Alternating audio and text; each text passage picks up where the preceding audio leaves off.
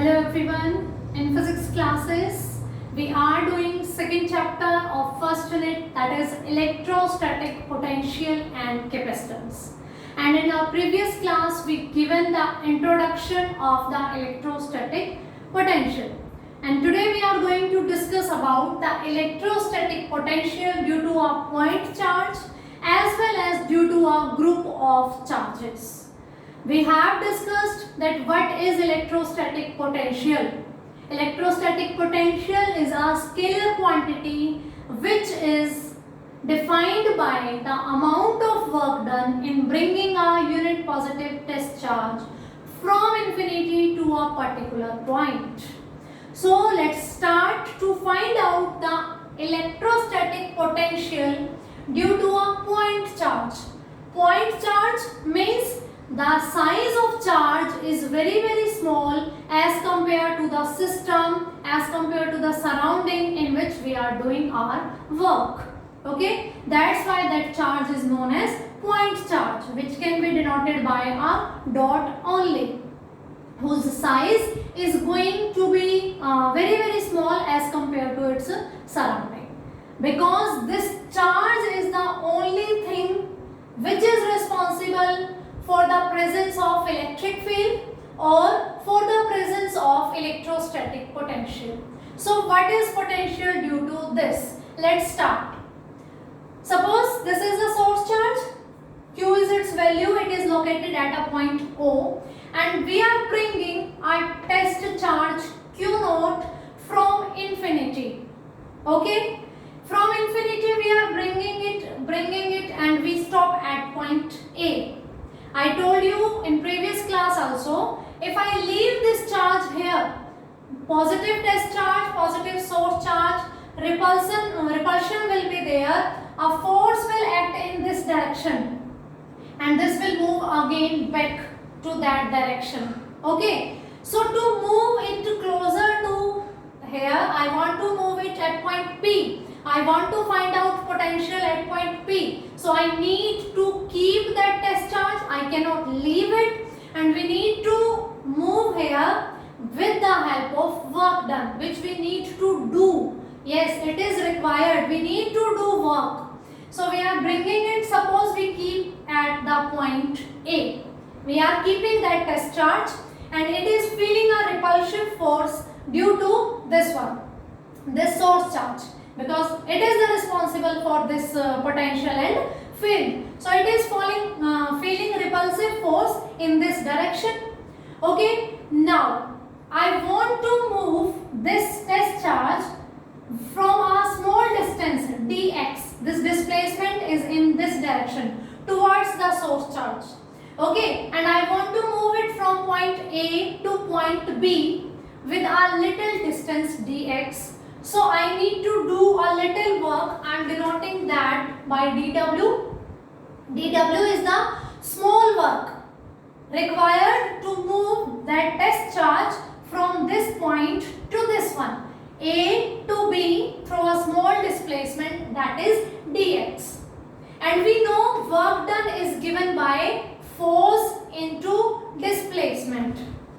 Force into displacement.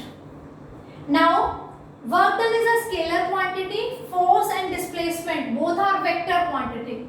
Dot product is there. So when I open this dot product, magnitude of force, magnitude of displacement into cos theta, where theta is the angle between force and displacement.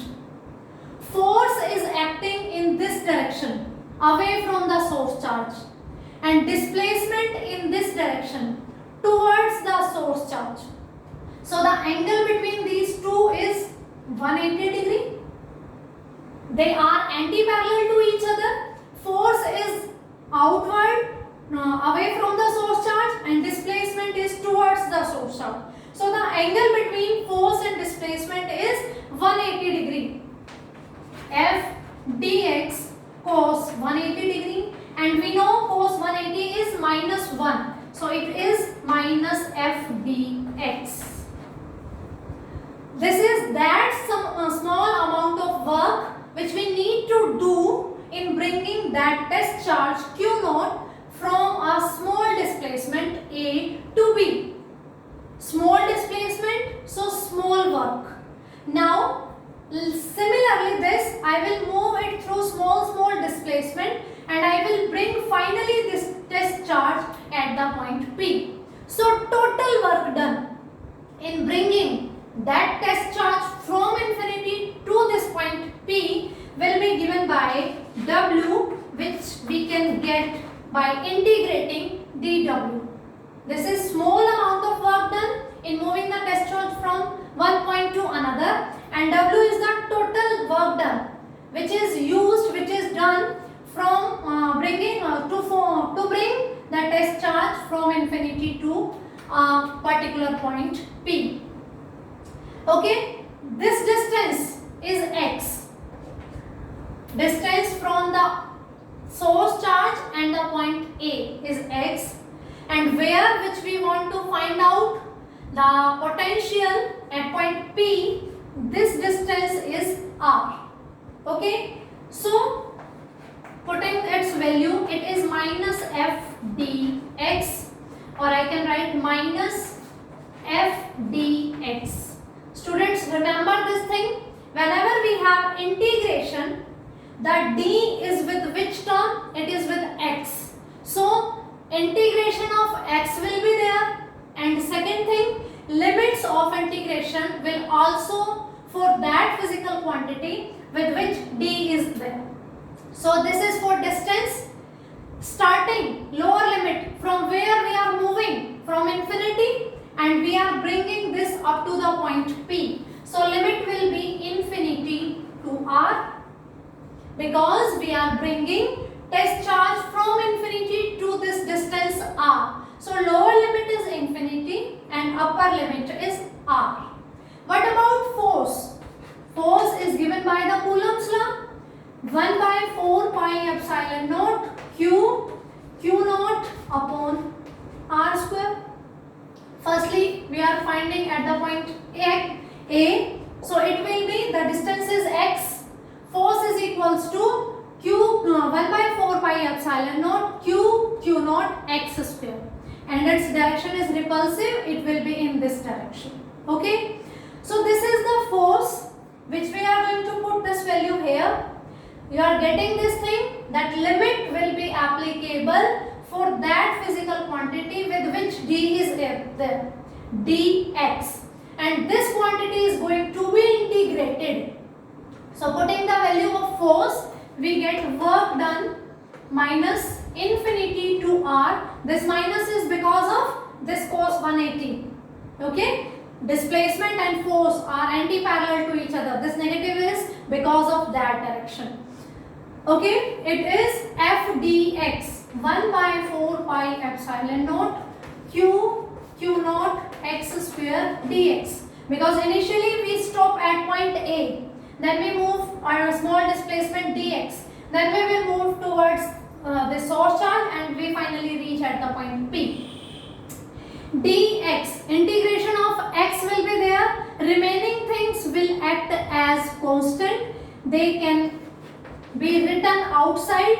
So q naught upon 4 pi epsilon naught infinity r x square, I can write it x to the power minus 2 dx.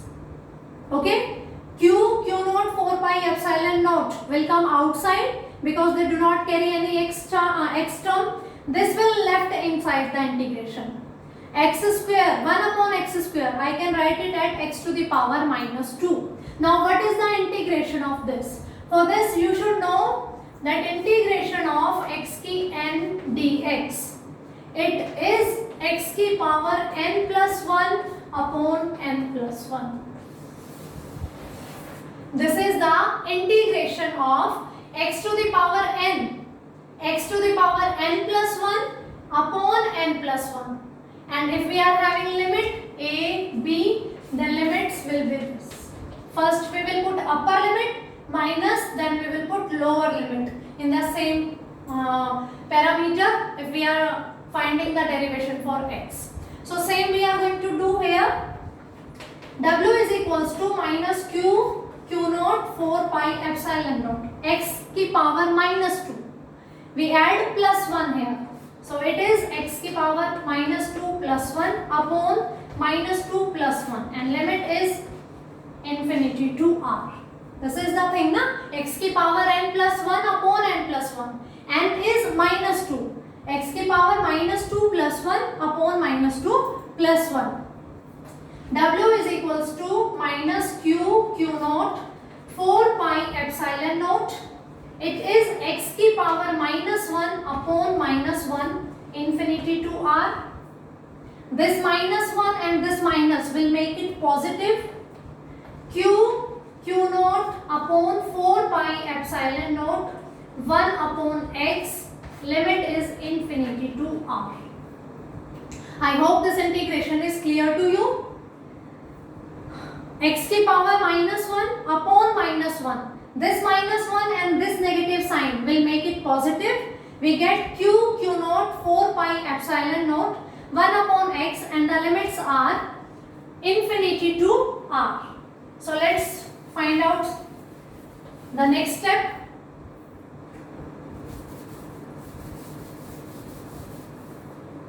W is equals to q naught upon 4 pi epsilon naught 1 upon x infinity to r.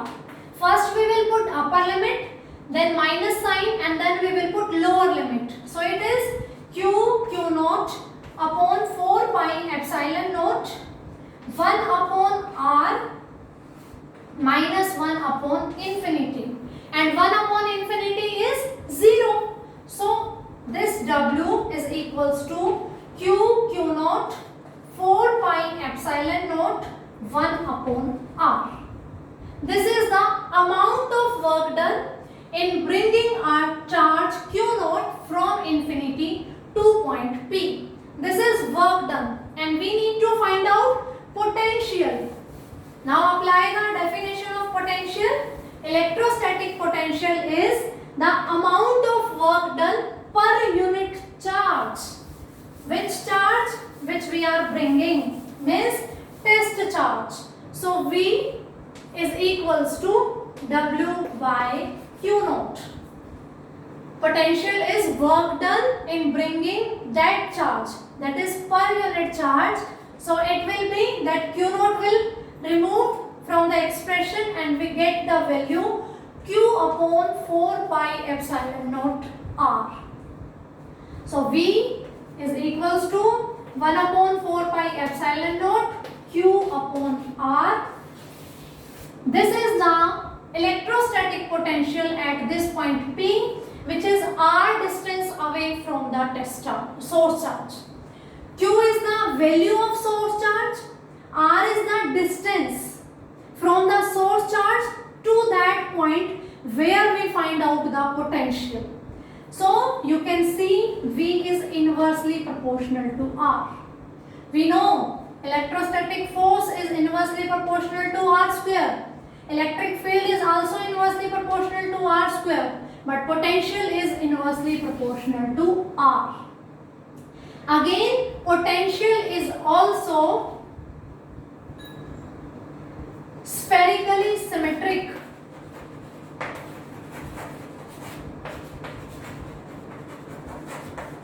Spherically symmetric means this is the source charge Q. I am bringing a test charge here at a distance R, or I am bringing a test charge here which is also at distance R. If I am bringing here which is also at distance R, every point the potential will be same if this distance R is same. V is inversely proportional to R. It is a scalar quantity. It does not depend on the direction. So from infinity, wherever we are putting that test charge, only the distance between source charge and test charge will matter. Direction will not matter. Okay? V is inversely proportional to R. So if we talk about this, it is a source charge. Then here, here, here, these all are at distance R. So at every point of this sphere, this is a three-dimensional sphere. इसके front में, back में, upside, downside, okay, everywhere the potential will be same. and it is very inversely proportional to the distance between the source charge and test charge, and it depends on the charge of source charge only, because this is work done per unit test charge. Whatever was the value of test charge, that is not in the expression. It depends on the source charge only. So I hope the previous class, introduction of potential, and this expression is going to help you a lot to getting knowledge about the electrostatic potential, and its unit is volt. Okay. Now we were discussing when we were having a point charge, a single point charge. Suppose now I am having a system of charges. System of charges means more than one charge is present there.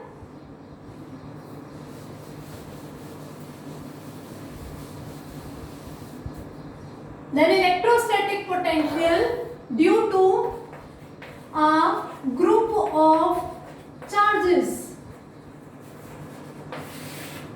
If we have a number of charges, more than one, this is suppose Q1, Q2, Q3, Q4, and suppose Qn.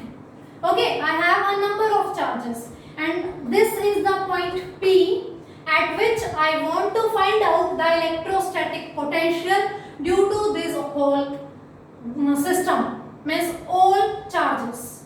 So suppose the same thing is there, superposition principle, which we are applying to calculate the force due to presence of group of charges, to calculate the electric field intensity due to a group of charges. The same thing is here.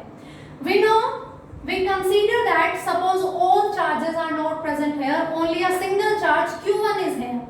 So the potential at point P due to this charge V1 will be Q1 upon 4 pi epsilon naught R1. Now we imagine that only Q2 charge is present and no one else is present here. This distance is R1. So potential at point P due to this charge Q2 will be V2, that is given by Q2 upon 4 pi epsilon naught R2. This distance is R2. Now we are imagining that only Q3 charge is present, which is R3 distance far away from this point P. So potential due to charge 3 is given by Q3 upon 4 pi epsilon naught R3. Similarly, for Q4, V4 is given by Q4 upon 4 pi epsilon naught R4, and similarly for Qn, Vn is equals to Qn upon 4 pi epsilon naught Rn. We have discussed the potential due to a single charge. It is Q by 4 pi epsilon naught R. So due to Q1, it will depend on this distance R1. Due to Q2, it depend on the distance R2. Q3 depend on the distance R3. V1, V2, V3 up to Vn we have find out. So the net potential of the system, this whole system, will be given by V1 plus V2 plus V3 up to so on Vn. Now we can write 1 by 4 pi epsilon naught is common. This is in all the terms. Q1 by R1 plus Q2 by R2 up to so on Qn by Rn. Or I can write V is equals to 1 by 4 pi epsilon naught summation I running from 1 to n Qi Ri. Summation means it is representing sum of this complete series, where the value of this I is running from 1 to n. Q1 upon R1 plus Q2 upon R2 plus Qn upon Rn. This is represented by Qi upon Ri. I is running from 1 to n, and n is the number of charges present in the system. for which we want to find out electrostatic potential. Electrostatic potential due to a group of charges will be given by this one. So finally, writing the expressions. Electrostatic potential due to a single charge is Q upon 4 pi epsilon naught R. Electrostatic potential due to a group of charges will be given by 1 by 4 pi epsilon naught summation I running from 1 to n Qi Ri. Okay. So this is due to single charge and this is due to a group of charges. Again the thing, students, potential difference. If I want to find out the potential difference, then I should know about the potential of this point, potential of this point. Then their difference VA minus VB will give me the value of potential difference. And the unit of potential difference will be again volt, because that is also a value of potential. We have subtracted the value of both the potentials. That will be equivalent to volt. The unit of potential difference will be volt. For this difference, we must know the potential at those 2 points. Then we subtract it.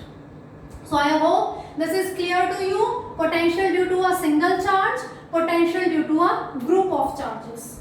Now what happens, students, if I have a system which is having continuous charge distribution?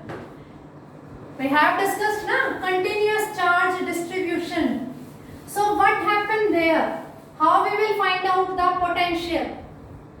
The potential will be like this: dq upon 4 pi epsilon naught r. It depends on the charge and depend on the distance r, where we want to find out the potential. And this charge will be given according to the distribution. We know continuous charge distribution was of 3 types. Linearly charged distribution.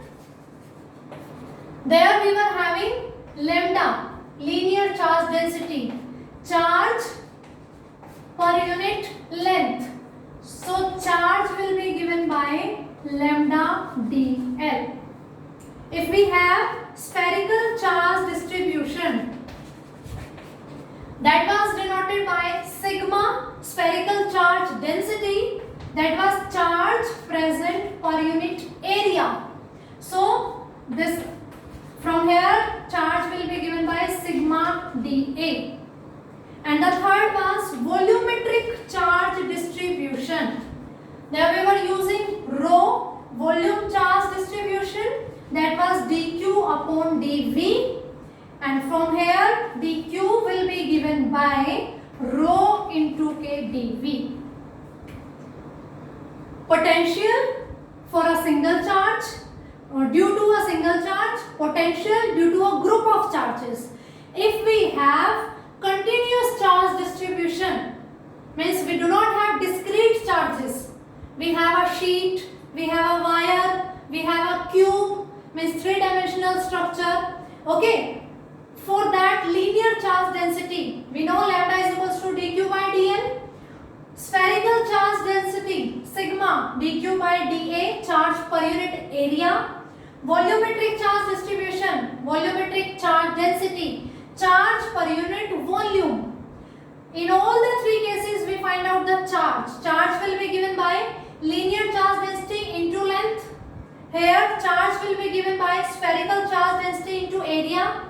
Here, charge will be given by volumetric charge distribution into volume. So, this will be the value of charges in continuous charge distribution. So, in this formula, we can replace this value of charge according to the given situation. If charge is linearly distributed, dq will be this. If charge is distributed in an area, dq will be given by this. If charge is distributed in 3-dimensional space, dq will be given by this value. So, in this class we have discussed potential due to a single charge, potential due to a group of discrete charges and potential due to a continuous charge distribution. I hope these three concepts are clear to you. If we have any system, we are going to apply always superposition principle. We are going to add the values of different potential for the given system, and finally we get the value of potential. For this class this is sufficient. In next class we are going to discuss something more about the potential. Thank you.